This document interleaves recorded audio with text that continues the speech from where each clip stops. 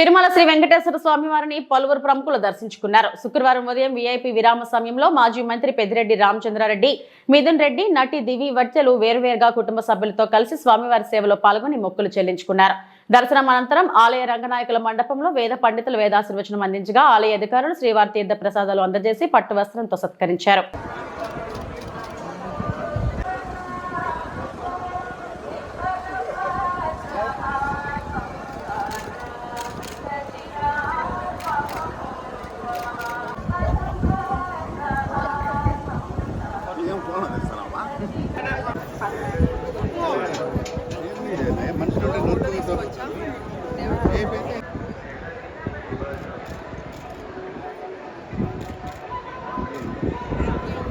Photo లేనట్టు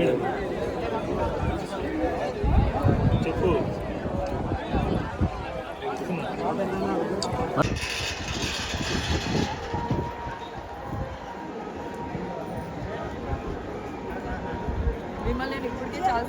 సౌకర్యం చాలా బ్రహ్మాండంగా కార్యక్రమం జరుగుతుంది.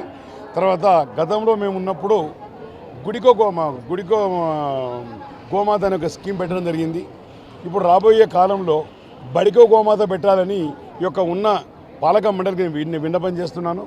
ఒకవేళ మీరు బడికో గోమాత పెట్టకపోతే ఆల్రెడీ నేను ఇక్కడ తిరుపతి పట్టణంలో కూడా గీతాంజలి పబ్లిక్ స్కూల్లో నేను ఒక షెడ్ నిర్మించినాను.